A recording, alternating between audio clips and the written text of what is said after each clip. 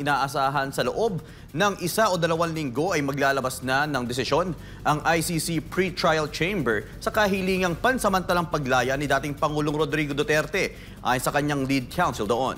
Si Anton Cero magbabalita mula sa The Hague.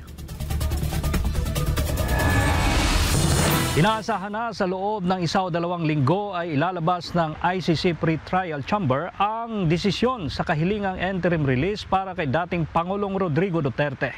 Ayon kay Atty. Nicholas Kaufman, lead counsel ni Duterte, hindi kailangang unahin ng Pre-Trial Chamber ang usapin ng jurisdiksyon bago magpasya sa kahilingang pansamantalang paglaya. The chamber can decide on jurisdiction at any stage, even up until the end of the confirmation of charges hearing. We believe that it should be decided earlier, but as you know, we made the request a long time ago, and we're still awaiting a decision on that particular matter. Interim release, however, is a different matter entirely, and the judges normally decide on that type of thing as soon as possible.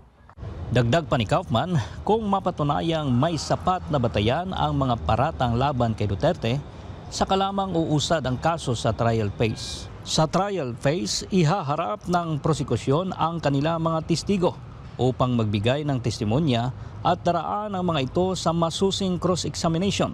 Dito na kailangang patunayan ng prosekusyon ang kaso laban kay Duterte sa pinakamataas na pamantayan ng ebidensya o ang proof beyond reasonable doubt. This is a higher standard, a higher evidentiary standard than the reasonable suspicion standard, which is sufficient to get someone arrested. But it's a lower standard than the standard which has to be proved at trial, which is beyond reasonable doubt. Nang tanungin kung may epekto ba ang mga ulat sa media sa kaso ng dating Pangulo, ito ang tugon ni Kaufman. In the present case, there has been obviously a large amount of media involvement. There's also been, however, a large amount of civil society organizations involved, victims' representations. The prosecution here have gathered substantial evidence, it must be said. So the case against the former president isn't totally relying on media material. Ayon kay Kaufman, karaniwan na sa ICC na nagsisimula ang mga kaso sa mga ulat ng media.